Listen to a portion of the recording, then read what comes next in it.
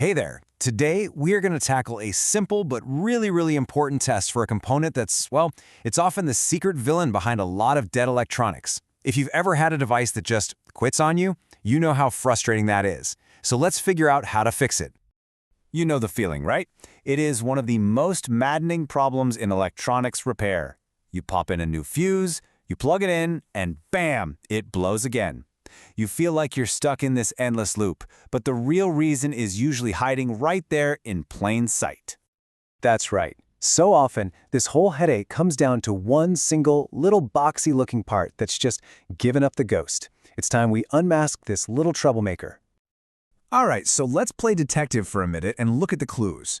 See, when this specific component fails, it leaves behind a pretty clear trail of evidence. These are the classic symptoms you really need to be on the lookout for. So if your gadget is completely dead, or if you're trapped in that fuse-blowing nightmare we talked about, this component should be your #1 suspect. Sometimes the damage is super obvious. You can actually see cracks or scorch marks. Other times, it's more subtle, maybe causing weird static on your TV or radio. All of these are classic warning signs that your X2 capacitor is failing. So, let's go ahead and formally introduce our suspect. This little guy is the X2 safety capacitor. And you know, even though it's causing all our problems right now, its real job is to be your circuit's first and most important line of defense against messy, unstable power. Just think about what this component actually does. It sits right where the power comes into your devices, your TV, your chargers, all your appliances, and it just takes a beating day in and day out. Its whole job is to filter out electrical noise and kind of heroically sacrifice itself to absorb dangerous power surges, all to protect the more sensitive electronics further down the line. Now to test this thing properly and find the right replacement, you've got to learn to speak its language. All those markings printed on its body, they tell you everything you need to know. So let's break that code. This table really clears things up. For instance, that 275 VAC, that's the maximum voltage it can handle continuously. X2 tells you its job. It's an across-the-line safety cap. The 335 is the code for its capacitance, which in this case means 0.33 microfarads. And that little m, that's the tolerance, which means its actual value can be 20% higher or lower and still be considered good. All right, here we go, the main event. Now that we know what we're looking at, we're ready to test it. This is a super simple 4-step process that will tell you for sure if this capacitor is the problem.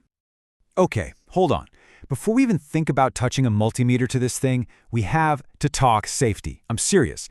These capacitors are literally designed to hold an electrical charge, and they can give you a really nasty shock, even when the device is unplugged. Always, and I mean always, discharge it first. Okay, here's the game plan. First, just use your eyes. If you see any cracks, burns, or bulging, your work is done. Just replace it. If it looks fine, then you carefully discharge it by shorting its 2 leads together with an insulated tool. Next, grab your multimeter and set it to capacitance mode. And finally, just touch the probes to the leads and see what the meter says. It really is that simple. So, you've got a number on your multimeter screen. But what does that number actually mean? Is it good? Is it bad? Let's figure out how to interpret the evidence you just uncovered. Here's the difference in a nutshell. A good capacitor is going to give you a reading pretty close to its printed value, within that 20% tolerance we talked about. A bad one, though, could read way off, or it might show OL, which means it's an open circuit. Or, and this is the big one, it might beep in continuity mode. That means it's shorted, and a shorted capacitor is the #1 reason fuses blow instantly. And you have to remember this key point. Just looking at it isn't always enough. A capacitor can look perfectly brand new on the outside, but be completely toast on the inside. That's why you have to do the multimeter test. It's absolutely essential. So, you've done it. You confirm the part is bad. The mystery is solved. Now for the final, satisfying step. Finding the correct, safe replacement part to bring your device back from the dead. Now listen, getting this part right is so important. The replacement must be an X2 safety-rated capacitor. No substitutes. It must have the exact same capacitance value. For the voltage, you can go with an equal or even a higher AC rating. That just makes it a bit tougher. But you can never, ever use a different type of capacitor here. It is a massive safety risk. So let's just boil this all down to a simple mental checklist. If you see physical damage, replace it. If your meter says it's open, replace it. If your meter says it's shorted, you definitely replace it. It's a really simple set of rules that can solve a huge number of power supply problems. And that brings us right back to the beginning, doesn't it?